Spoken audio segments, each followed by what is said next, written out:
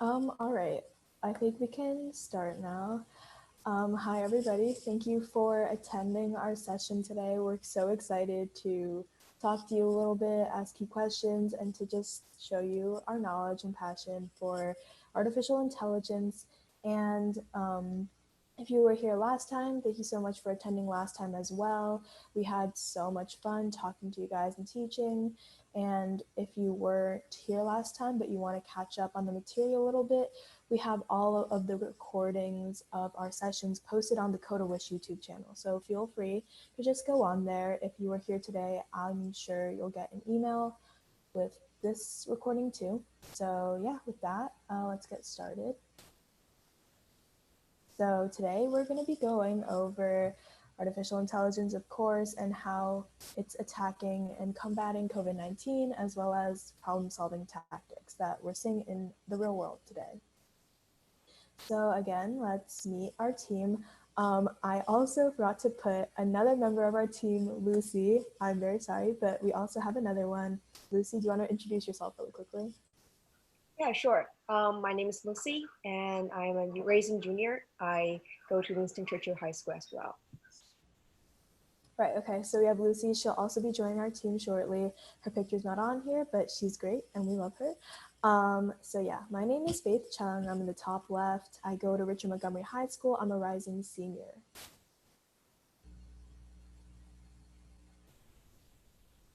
Pranava, do you want to go next? My name is Pranava. I go to Thomas Jefferson High School and I'm a rising senior as well. My name is Iris. I go to Thomas Wooten High School and I'm a rising junior.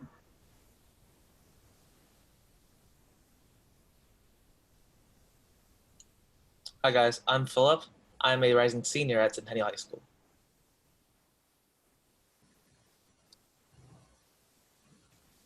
My name's Justin. I'm a rising junior at Winston Churchill High School.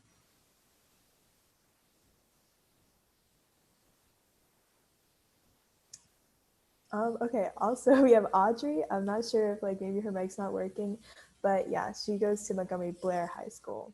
All right, let's go to the next slide. So yeah, there's 6 sessions that we're going to be teaching in total, all the way until August 14th. So make sure you come by every Friday. We already went over what is AI. This time, as I said, AI, COVID-19, and problem solving. And you can see the rest of the topics here. You can see as the weeks progress, they become a little bit more harder. And also, we'll have a 7th session on August 14th that's not included on the side. But we'll have an amazing guest speaker. We'll be giving out prizes. We'll be having a raffle. Make sure you definitely attend. It's going to be a really good session. And so yeah, let me explain how the raffle and prizes are going to work for this class. So last week we had 5 winners. We'll soon contact them about whether they want to have more chances to win in the raffle or to win small prizes because they won the Kahoot last time. And we'll also be playing Kahoot again at the end of class today. So make sure you take notes, make sure you retain the information, whatever you need to do to succeed in the Kahoot and maybe win a few prizes. So yeah, you'll get 1 point for participating and even more if you win. And your points can accumulate over the 6 classes, and you can use your points to either enter the raffle or trade it in for a smaller prize.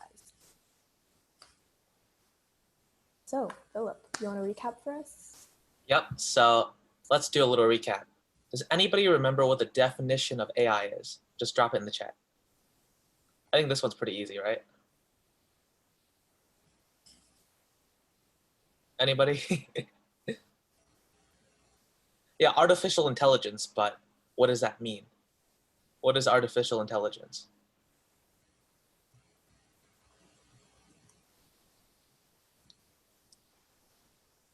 All right, I'm seeing some answers. Let's go next slide. Faith, next slide. Gotcha. Thank you. All right, so the definition is a branch of computer science that allows computers to make predictions and decisions. So we're going to explore a little more about what predictions and decisions they can make.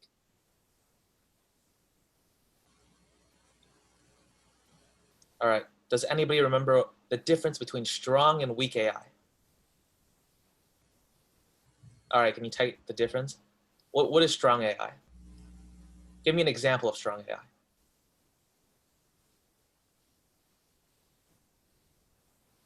Yeah, that's right. That's right. Okay, I see Baymax. Yeah, that's right.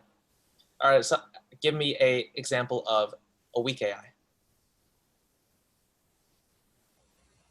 All right, I see Siri, I see Alexa. All right, let's move on to the next slide. Yeah, so you guys are correct. Strong AI is an AI that's capable of making multiple decisions and predictions in different situations, right? So I saw someone bring up like Baymax. They can function in different circumstances that they weren't specifically programmed to do. And then for weak AI, I saw people say Siri or Alexa. That's right, because they can only do certain problems. Sorry, I'm not sure. Well, that alerted my Alexa. All right. So we also learned the 5 big ideas of AI, not to be confused with the 5 steps of design thinking that we'll be learning this session.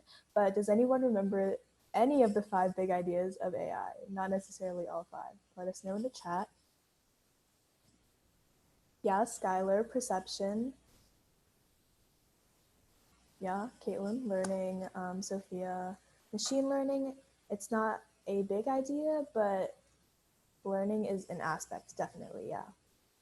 Google is not a big idea of AI. It is a sort of AI, though. Modifying society, that's a good point. It's like a point of AI, but not necessarily a big idea. Recognition, yes. Googles, no, that is not a big idea. All right, let's go to the next slide. So the 5 are perception, representation and reasoning, learning, natural interaction, and impact.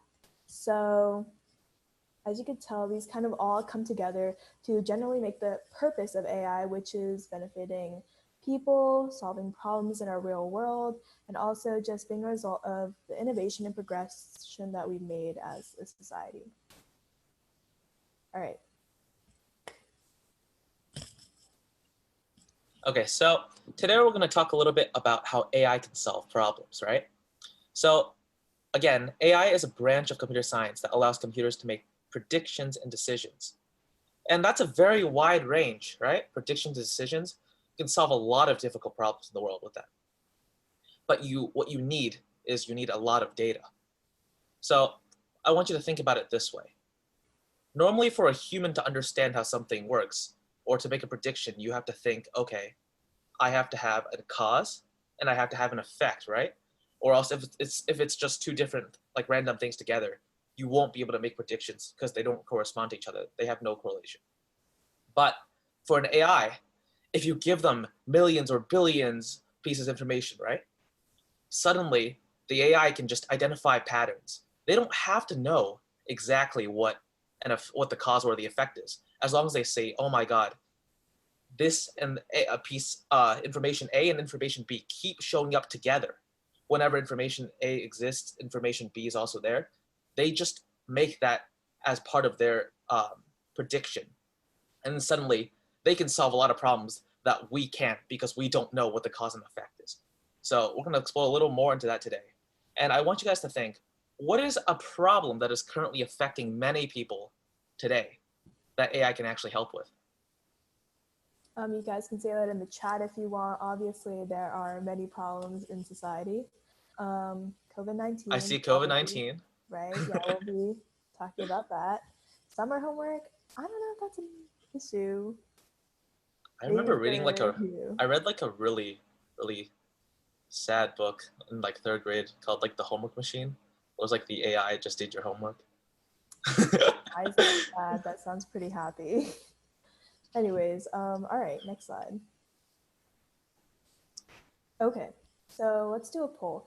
Do you think COVID-19 is the biggest problem facing our society right now?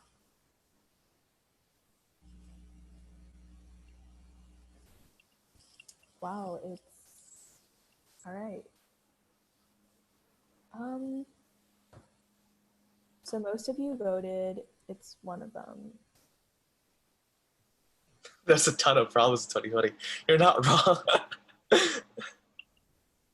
True. Okay, so a lot of you said yes, a lot of you said it's one of them.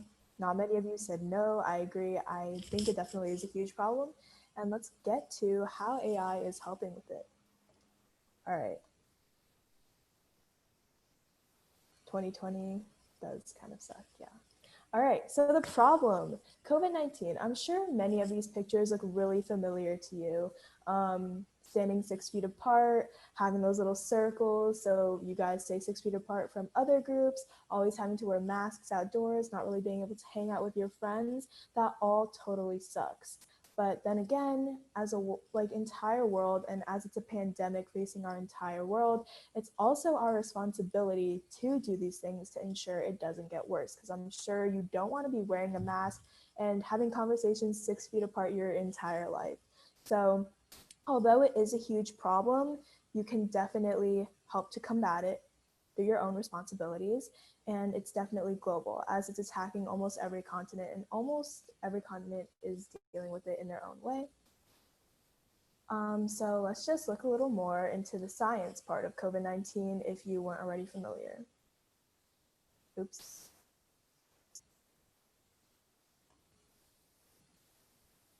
In December 2019, China notified the World Health Organization of several cases of human respiratory illness, a disease later named COVID-19. The virus causing this disease is known as severe acute respiratory syndrome coronavirus 2. The disease spreads through small droplets that are expelled from the nose or mouth when a person with COVID-19 coughs or exhales. Therefore, standing close to someone who is infected can put you at risk.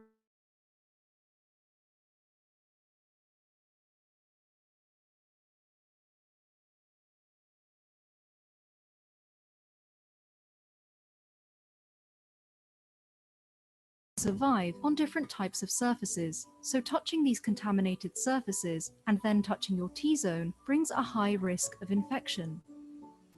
What we know so far: the coronavirus is spherical in shape, and its genetic material is encapsulated by different types of proteins. Some of the key structural ones are spike S protein, the most prominent feature of coronaviruses from where they get their name, then M, or membrane protein, and the so-called envelope protein.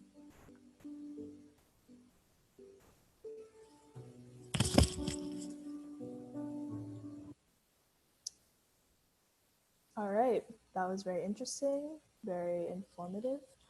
Let's move on to the second video. I can figure out how to, okay, great. At first, you might think it's a cold, and it could be, but COVID-19 could escalate. Here's what you need to know. According to the World Health Organization China Joint Mission on COVID-19, as of February 20th, 80% of laboratory confirmed cases were mild to moderate, 14% were severe, and 6% were critical. Just to be clear, a mild case of COVID-19 is not like a mild cold. The symptoms will still be pretty severe. Anything less than needing oxygen puts you in this category. Severe cases do need supplemental oxygen, and critical ones are defined by respiratory or multi-organ failure. The symptoms, treatments, and timelines of having the disease vary depending on which category patients fall into. So let's break down what having COVID-19 looks like day to day for each level of severity. It can take as few as 2 or as many as 14 days after being exposed to the novel coronavirus for the first symptom to develop. This is when it might feel like a cold or the common flu. Many patients develop fevers early on. The World Health Organization China Joint Mission saw that about 88% of people who had COVID-19 had a fever. Another study out of China showed that while only 44% of patients had a fever on admission to a hospital, 89% eventually developed one. But there have been some cases that led with gastrointestinal symptoms. Diarrhea, nausea, vomiting, and/or abdominal discomfort may appear a couple of days before respiratory symptoms. This isn't the norm, though, because COVID-19 is a respiratory disease. That means for most patients, the virus will start and end with the lungs. In the early days of infection, the virus invades lung cells. Specifically, this can damage the cilia, the hair-like projections that move around to keep airways clear of mucus and debris. When cells get infected, they die and shed off, adding to the debris and hindering your body's ability to keep stuff out of the lungs and trachea. The inflammation. All right, I feel like that's a pretty good background. I don't think we need to finish the video, so let's just continue. So stats around the world, as you can tell, there's a humongous amount of cases with the USA leading, but in this case, leading is obviously not a good thing. So, and next we see Brazil, India, Russia, etc. But as you can see, I feel like a lot of countries are doing much better than the US. Although the US does have many solutions to attack the problem, what do you guys think is the main root of why the US is still leading in coronavirus cases, even if we have so much technology and advanced treatment? Let us know in the chat. But meanwhile, go to the next slide. So we have another poll. What do you think that you can do, and what can AI do to fight COVID-19?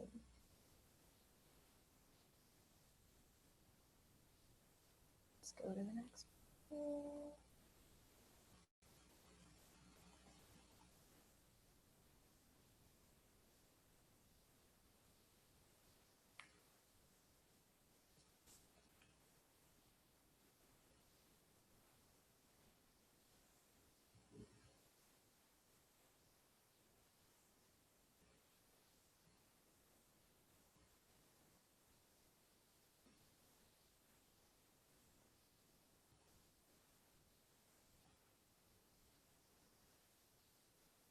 All right, you guys are locating the nearest McDonald's.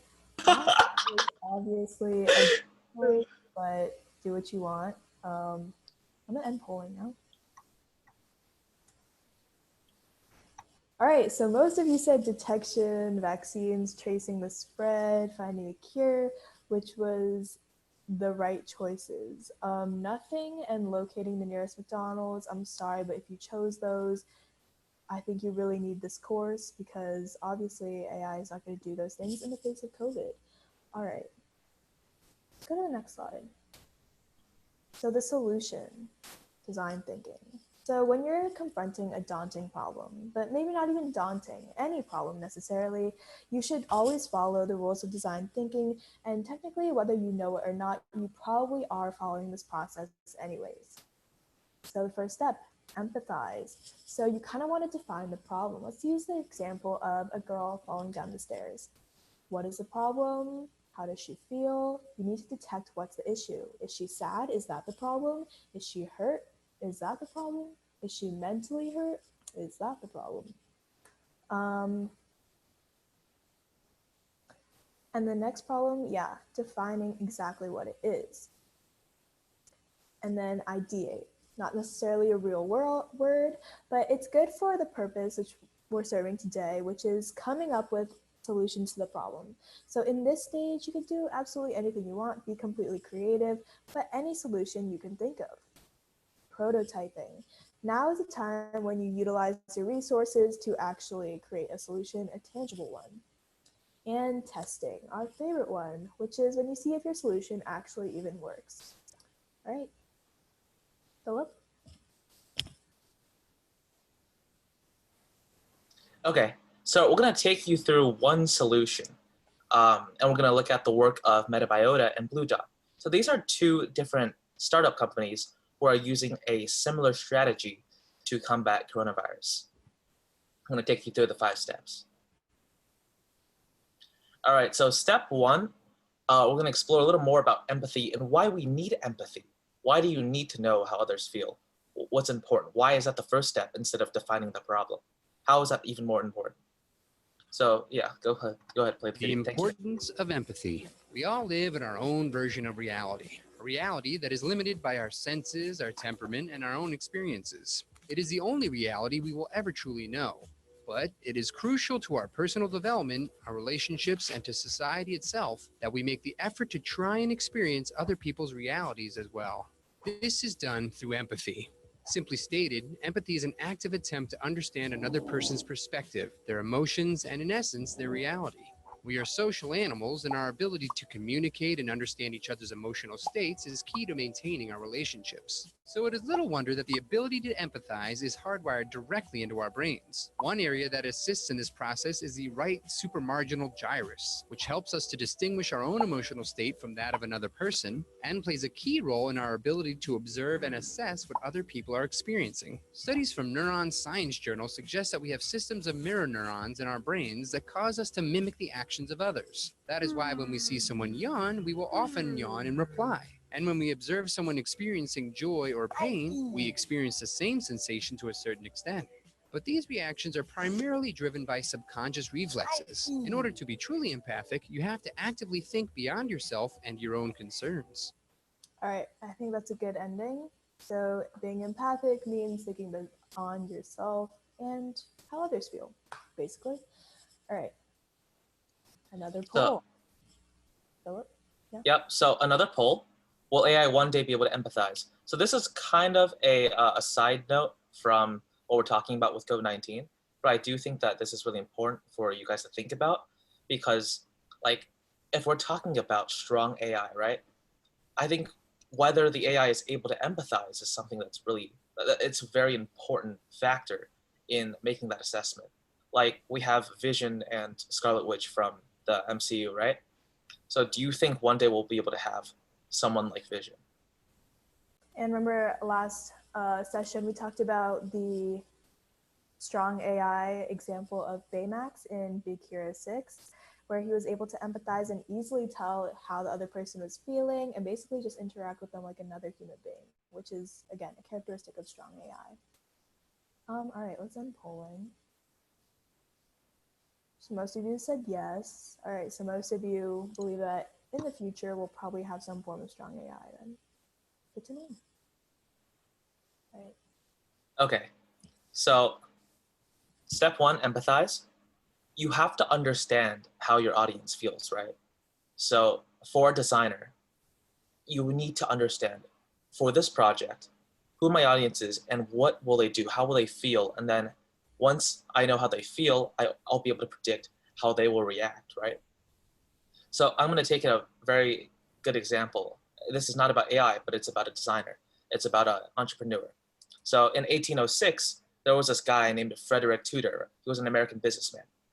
And he thought of this really cool idea of selling ice from cold Massachusetts to the Caribbean, right? Because the Caribbean is very hot and there's no ice there. He thought, I'm going to make so much money. I'm going to get ice for free, ship it over to the Caribbean, and then make a ton of money.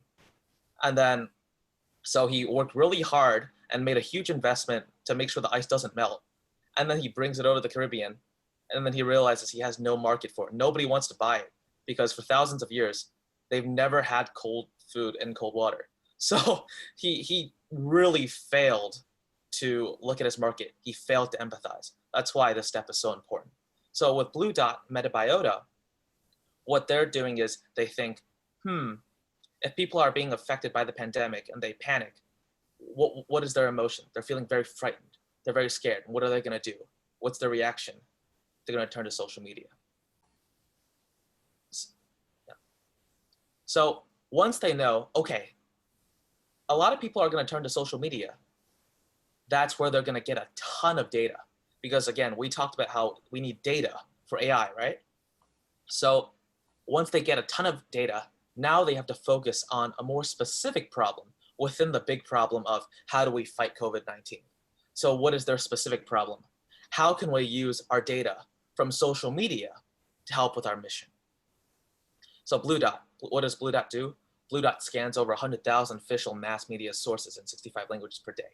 So they're looking through mass media, and they're also looking through social media in general to locate where are people like panicking, where are people sending out information about COVID-19 in real time, and then they're able to be even faster than the news, and then they can predict the spread of COVID-19. And Metabiota does the same thing, right? They anticipate the spread of the pandemic based on flight data, social media data, illness symptoms, and mortality rate. All right, so step 3, the made-up word ideate. So this is just your step to completely brainstorm and just to come up with absolutely any ideas as a solution. Nothing is out of your limit. There's nothing that you can't do. There's nothing that you can't make. This is just the stage where you can try everything that you think of and just put it down on a piece of paper and just record it as a thought, as a sort of solution. But step 4 is when you have to become a little more realistic. What can you do with your resources? Do you actually have access to a lab or machinery where you can manufacture a piece of AI? Do you have the time to manufacture a piece of AI? Prototyping is the stage in which you have to be a little more conscious of what you actually can do. So you have to start crossing off some of your solutions probably and figure out the best one based on what you have. Let's take a look at this video. Well, it's super spacey, but it's also really rough. It's fun. It's weird. People said, oh, you can't. It'll never work.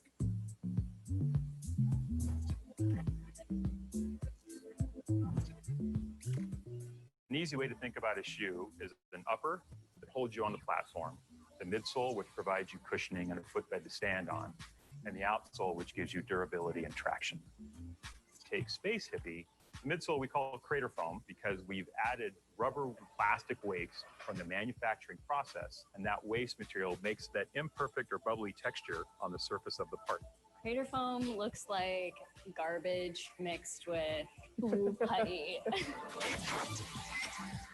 And then we wanted to layer in this additional element. This is the Zoom X. So this is the stuff that's going into basically the fastest running shoes, right? It's what Eliud Kipchoge was wearing when he broke the 2-hour marathon. A barrier once thought impossible is now broken. Eliud Kipchoge is the first sub-2-hour marathoner. When we made that material, it resulted in waste that we knew we needed to find another use for. What we wanted to do was see if we can infuse those into the shoes that we were creating. What you get is this incredible feel underfoot. It's so bouncy. It's the kind of foam that is usually reserved for a super elite marathon shoe. On 2 of the shoes is the outsole, and we call that crater rubber.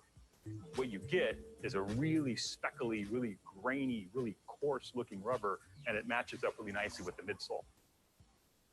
The upper is basically recycled bottles, recycled material scraps from the factory, recycled post-consumer waste as well.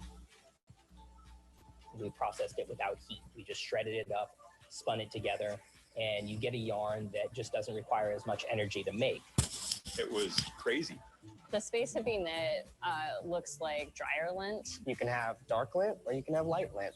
Once we had the upper and once we had the bottom, game on. Now we've got a mission.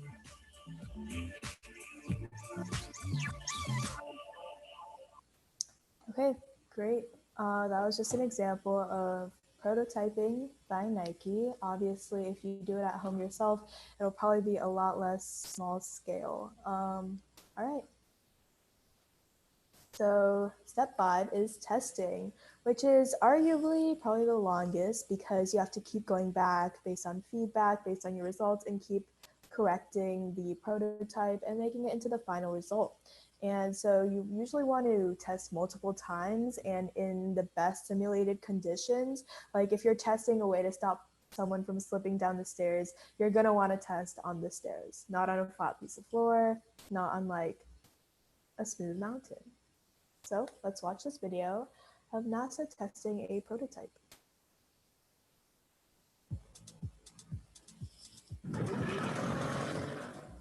I'm a lifelong RC modeler. I grew up reading about NASA and test pilots here, check the air and breaking all the sound barrier. And it's a little bit surreal to actually be here now, flying on the same lake bed. It's really amazing and certainly a dream come true. Yeah, my name is Red Jensen, and I run the Subscale Flight Research Lab here at NASA Armstrong Flight Research Center.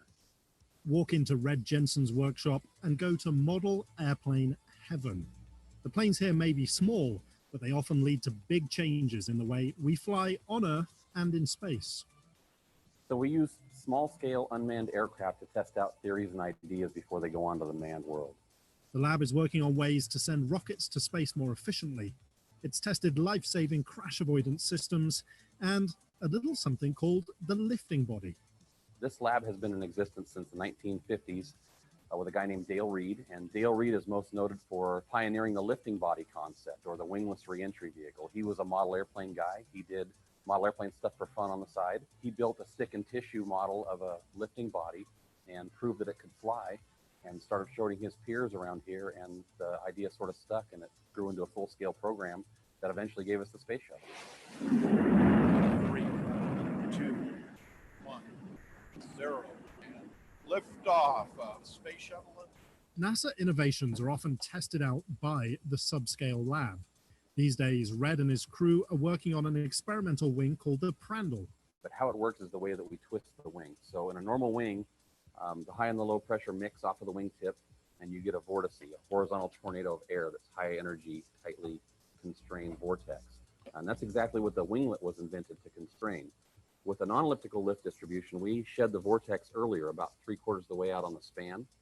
So the vortex sheds here, it's more open and loosely constrained. The design could make wings as much as 11% more efficient, and it could someday be sent into space too. And this eventually will fly and land on Mars. That's what this is intended for. When we visited, the subscale team was working on a new concept to launch rockets more efficiently. So what we're doing here is developing a new aircraft. It's an unpowered glider, and it will also be unmanned. All right, heads up, here we go, guys. Yep. That'll carry a rocket payload underneath it and will be towed by some other aircraft to an altitude where the glider releases from the tow aircraft, and then it releases the rocket, and the rocket heads off into low Earth orbit.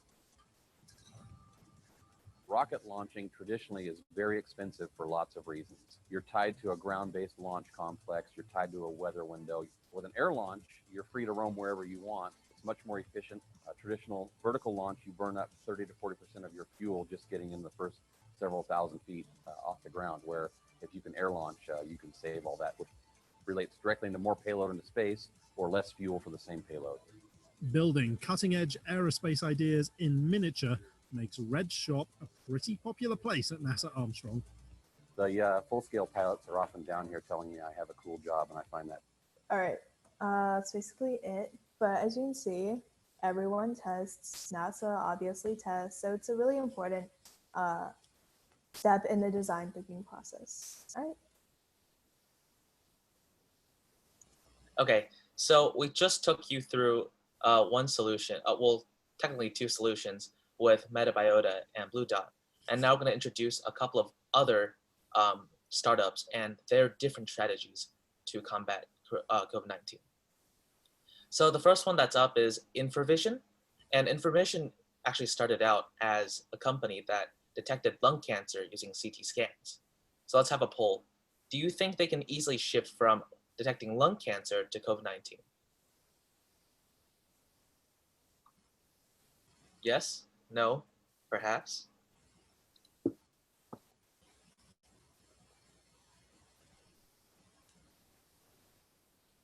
All right. Let's end polling. There is a right answer to this one, actually. You'll find out in maybe like 10 seconds. Yeah, so most perhaps. of you said perhaps. All right. I guess you were half right. All right.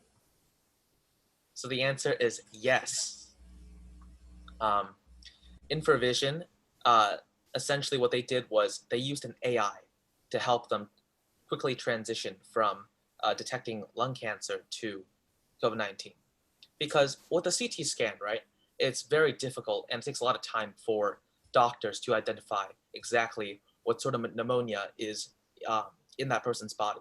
But with an AI, you know, if you give them a lot of data, and I do believe that Infravision received, I think the first 2,000 patients, 2,000 CT images from the first coronavirus patients from China. And they put that into their AI so that it could quickly identify the pattern. So now it can identify the pneumonia that comes with COVID-19. So I want to remind you that the major advantage with AI in this strategy is speed, right?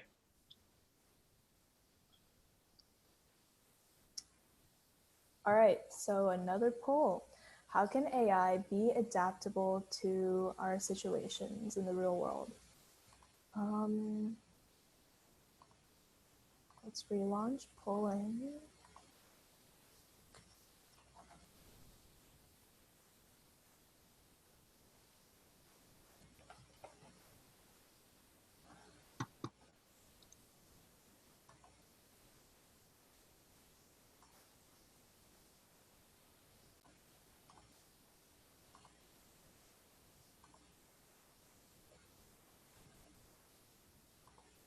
Okay. All right. So most of you said identification from lung cancer to COVID and becoming a strong AI. So it's always adaptable. Those are both right answers. AI is usually always adaptable. So I'm not sure how right that is. All right. So the next company we're going to be talking about, I think it's pronounced Pajin Marike. If I'm wrong, let me know. But I searched it up and it's a foreign company. So it's run by like, I think Italian people. So the pronunciation might be a little weird. I'm sorry about that. But essentially the important part is that it's a digital health-based company joined with medical experts, and they basically created a really convenient and affordable way to help diagnose people that are scared they might have COVID-19. And the way they do it is through a simple chat bot. So all you have to do is go to a website and begin chatting with them. And all you have to do is tell them your symptoms. They'll ask you a few questions to narrow it down a little bit. And once you answer their questions, they should easily be able to detect whether or not you have COVID-19 or maybe some other illness, and to help basically alleviate paranoia and panic around the world.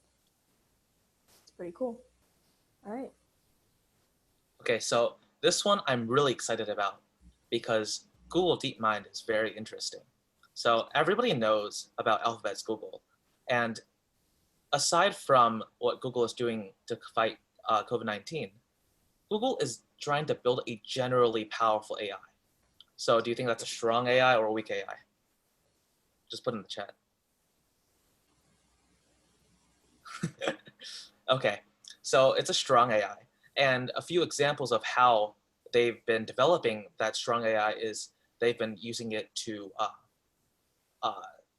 do different things, right? So they put Google's DeepMind and they named it AlphaGo up to Go players and up to chess players. And not only was Google's machine able to beat the best chess players and Go players in the world, but they could also beat the best chess engines and Go engines in the world.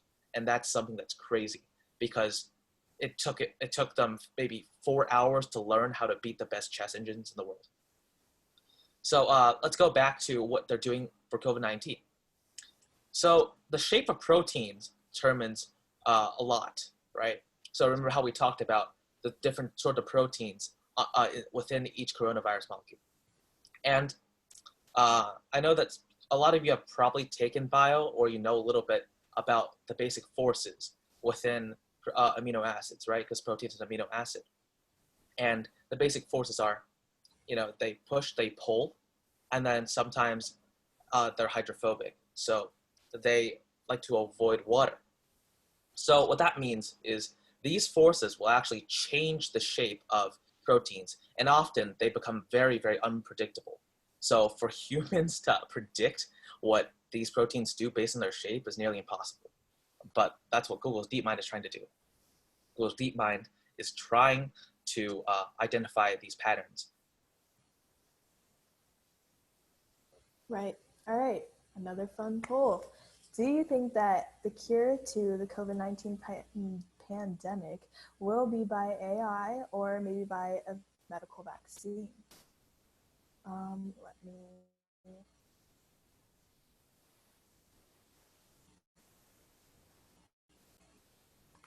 All right.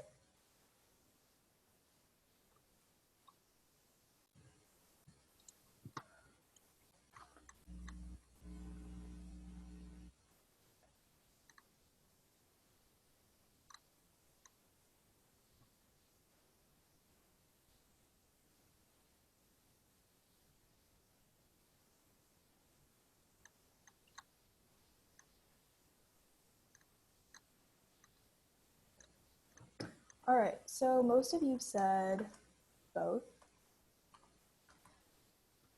Yeah, it could definitely be a combination of the two. That would be really great to see, and I'm sure it would be pretty effective against this huge pandemic. But yeah, next slide.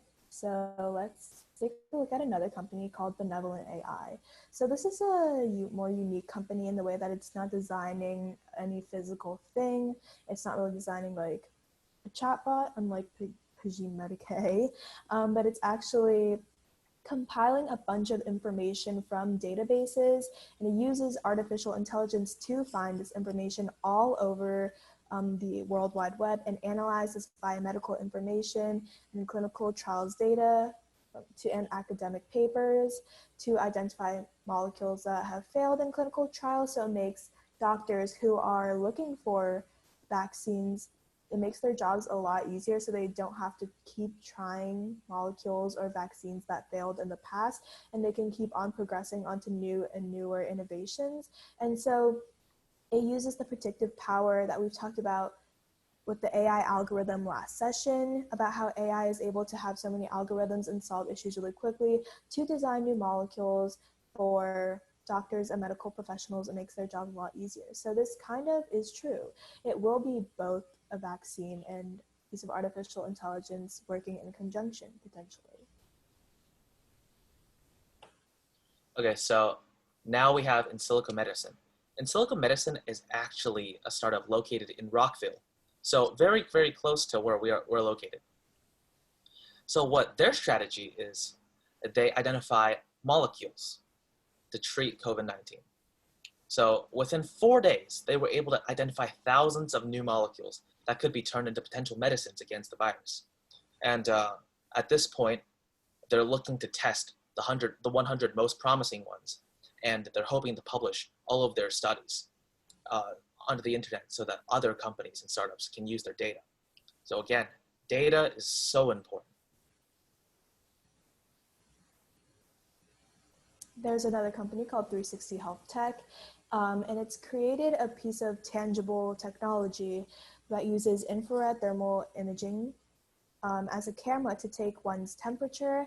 And once you look into the camera, it will recognize you, take your temperature, and if the temperature is past a certain threshold, it could diagnose you with like the potential of having coronavirus. And this camera is extremely affordable and widely accessible. So again, it can help to alleviate paranoia and panic, which is a large thing that's pushing the pandemic and kind of making people more nervous than they should be. So, which company do you think had the most innovative solution? Let me pull that poll up.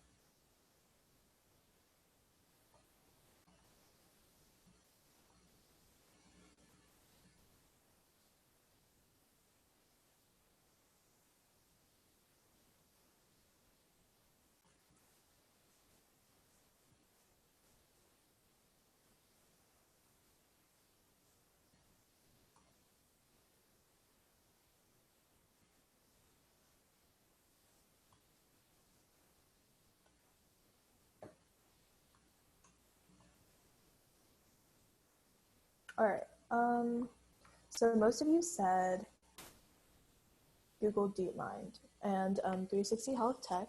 It's totally understandable. Great. So, as you can tell, AI is a wonderful thing, and it can solve so many problems, even a monster as big as COVID-19. As long as you simply follow the design thinking process in designing your piece of AI, you can definitely overcome many problems and come up with innovative solutions that are widely accessible and also really affordable, which are two really important things when you're trying to solve a problem with a large population. Okay, so let's recap. AI can oftentimes prove to be a very affordable and widely accessible solution to many world issues, even COVID-19. So let's go through the 5 steps of design thinking again. So you have empathize, define the problem, ideate, prototype, and test. So I want to emphasize again that the most important, or at least the first step that you need to follow, even before you define the problem, is to empathize, to understand your audience, right? Don't make the same mistake that Frederick Tudor made. And then when you define the problem, you're not going to define a very wide problem. You're not just going to say, again, I'm going to fix COVID-19. See all those different companies, all those different startups. They all had separate strategies with dealing with COVID-19 because they asked different problems. They defined different problems. There were specific problems. They were smaller. Some of them asked, how can I find a cure? Some asked, how can I help people while they're panicking? And some people said, how can I predict where the virus is spreading, right? And then when you ideate, prototype, test, that cycle goes on until, because you're gonna make something, you're gonna fail, you're gonna retest, you're gonna fail again, and they're gonna go back to the drawing board. You're gonna keep doing that until you have something that you're actually happy with.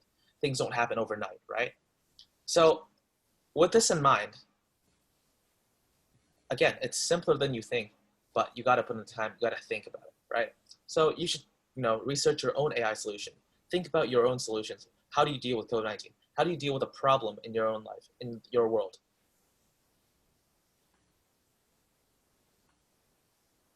All right.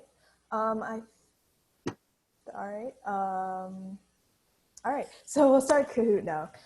Great conclusion. Thank you, Philip. Great. So if everybody wants to participate in the Kahoot, just go to kahoot.it and we'll show the code on the screen in like right now.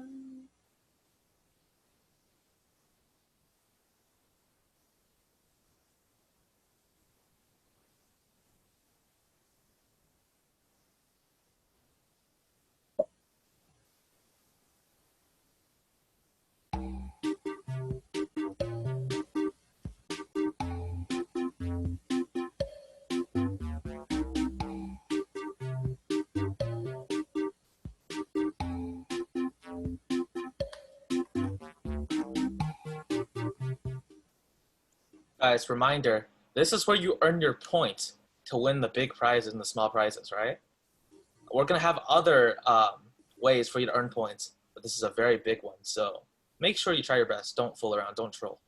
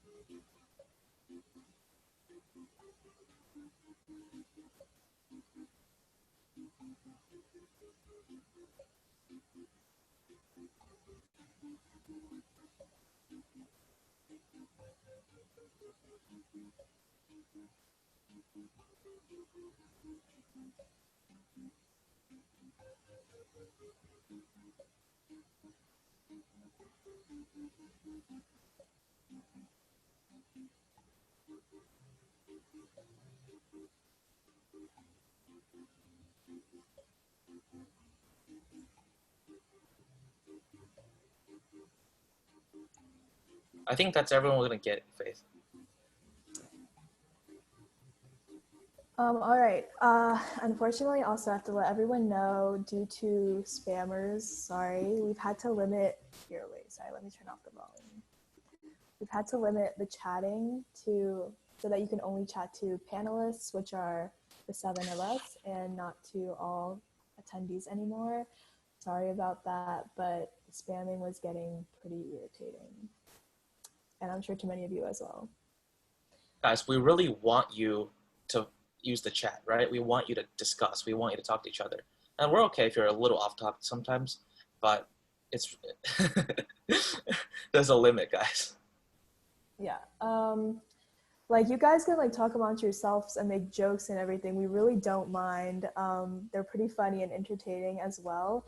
But sending like huge blocks of just commas or spaces is just really irritating to like everybody, and you're honestly not funny. I'm really sorry. But yeah, let's start the Kahoot.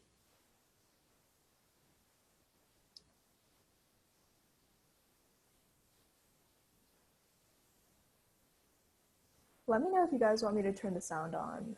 I feel like some people thought it was annoying last time. Faith, can you turn it like half volume? Yeah, sure. Thanks. Is that good? Actually, yeah, that's good. All right.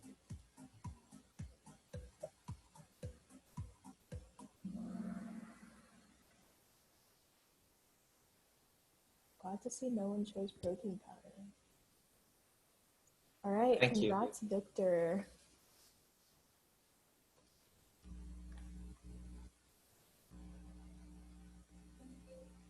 So what is the first step of design thinking?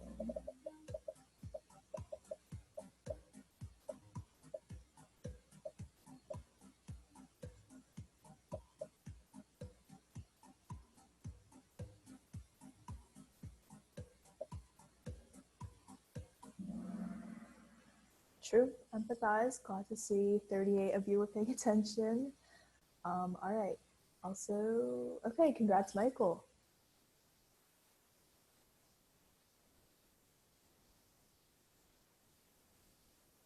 So how could AI spread misinformation? We want you to think a little bit outside of the box.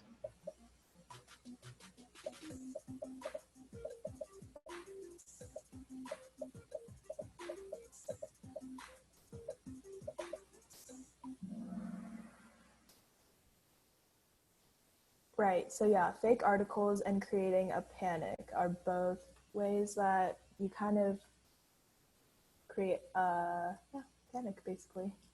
All right. Congrats, Eric. And Mary Feliz actually won last time, so if she wins 2 times in a row, that'd be very impressive.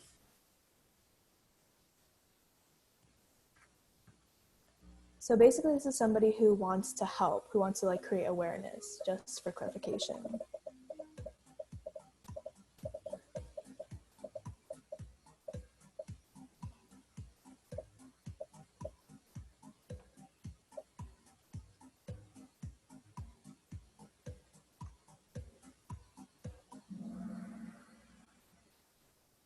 Yeah, posting on social media, basically. All right, so Eric. So which company used a CT scan? Let's see if you were paying attention.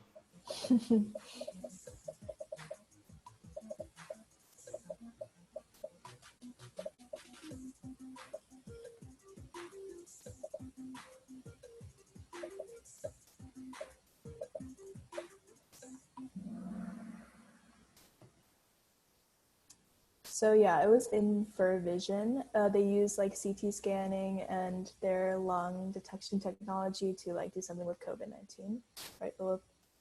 Yes. Great. All right.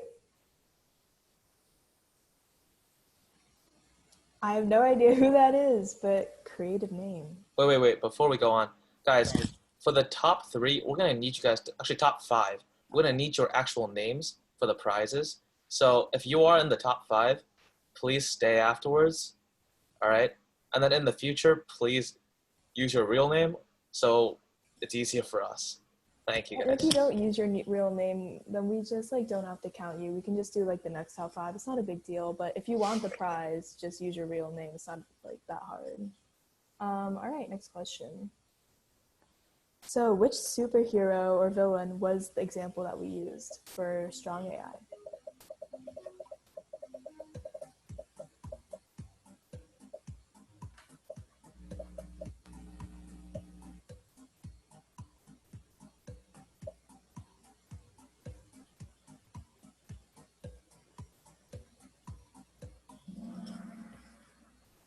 Yeah, it was Baymax. I'm really sorry if you guys didn't watch the movie, but I also mentioned it a couple times in the session. Basically, that like big white robot that was like basically a doctor. All right, the mutated A is still in first place. Great.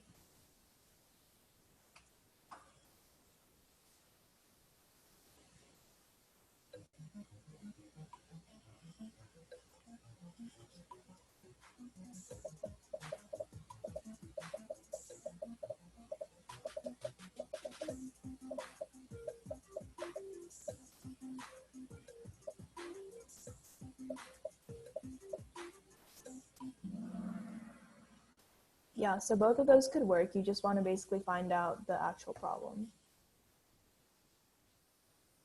Okay, so apparently that's supposed to be a chess knight. The chess knight is in first place. Great.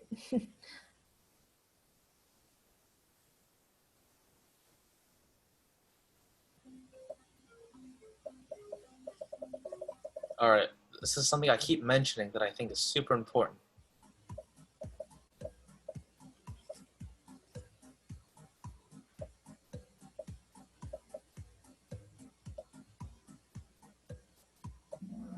That's right, you need data.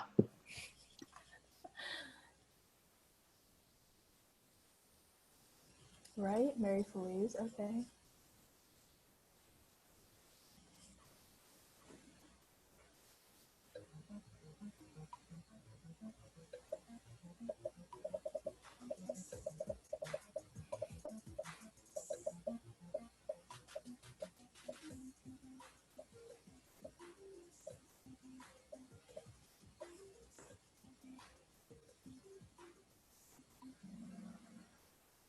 I'm so proud of you guys for not choosing Baymax.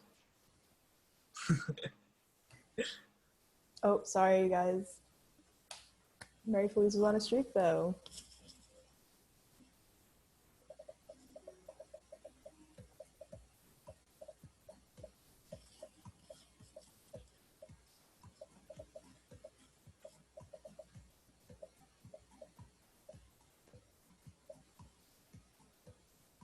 Please don't hate on my very bad joke. Great. Oh, the chestnut. Oh, interesting. Okay.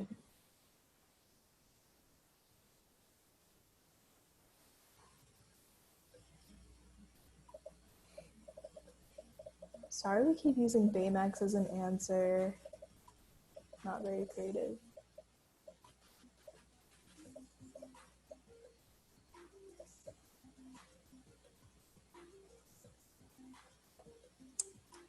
True. All right. Yes, it was the camera. Yeah, that is Baymax. Thank you, Philip.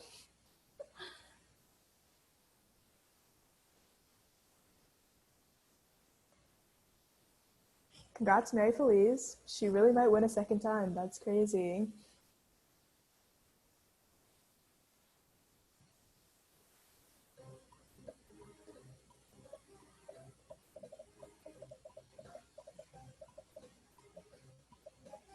All right, I said this like 20 times. Please get this right.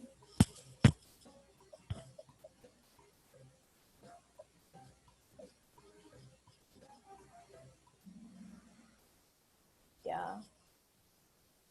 Oh, actually, I'm sorry if you chose to find your problem. I should have been a little more clear. But yeah, being completely creative, that was what I meant to say. Also, congratulations, Sophia and Skylar.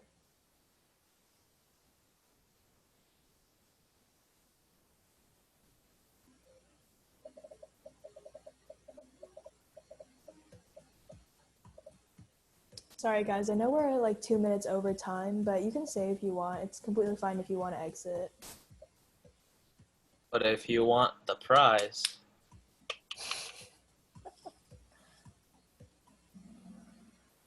Yep. No. All right, the chess knight was completely knocked off. This is in the beginning of the slideshow.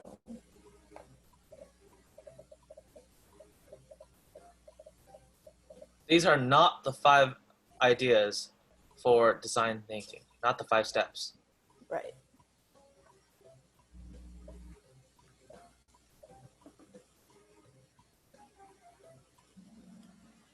Thank you for choosing yellow. I'm very happy. Thank you. You get bonus, but no, you don't. But you get my praise. Very sorry if you got confused, but yeah, don't confuse the 5 big ideas of AI and 5 steps of design thinking. But now I'm sure you'll get all the next question right. Still, congratulations, Sophia.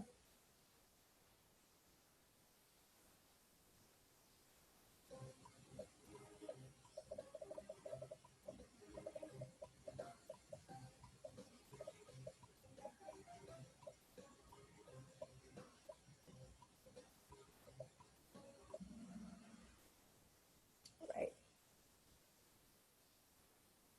Okay, congrats, Eric. He finally got on. Yay.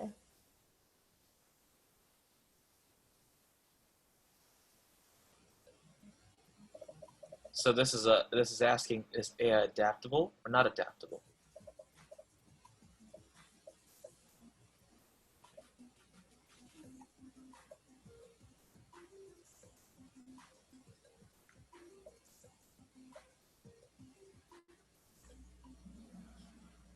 Yeah.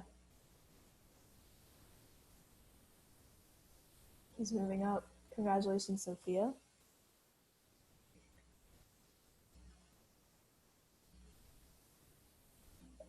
Well, specifically for the day that we mentioned.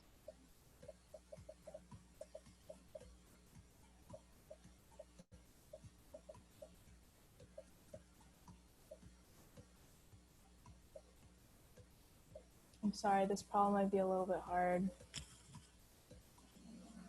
Yeah, 4. Okay, let's see. Yay, Skylar and Sophia and Jason, Eric Chen and Annabelle.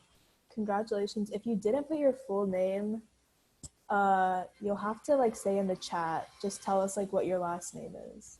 Sorry, it's kind of loud. Yeah, if you were in the top 5, let us know what your last name is so we can like contact you for your prize or raffle choice. Okay, Skylar Schmidt, Annabelle Smith. But other than that, I think we're mainly finished with our session today. Thank you to everybody who's still staying at this point. We're so glad to have you. And yeah, follow us on Instagram at CodaWish, on Twitter at CodaWish, or email us if you want to be involved in any future opportunities or leadership at codawish@gmail.com. We'd love to have you. We have great events and we're so much fun, as you can tell. But thank you so much for coming to our session today. I hope you learned a lot. Anything you want to say, Philip? Yeah, reminder, the big prizes are really big prizes. So you definitely want them. We're gonna have other like opportunities for earning points. We'll probably have like a contest for like maybe designing a solution or maybe some writing competition. So like stuff like that. You're gonna want to do this. We're gonna release the prizes very soon, and you're gonna like them. All right, thank you guys. See you. Thank you so much for coming. Thank you so much for coming. See you guys next week. Panel. Oh wait, no. Actually, I'll just end it. See you guys next week at 5 p.m.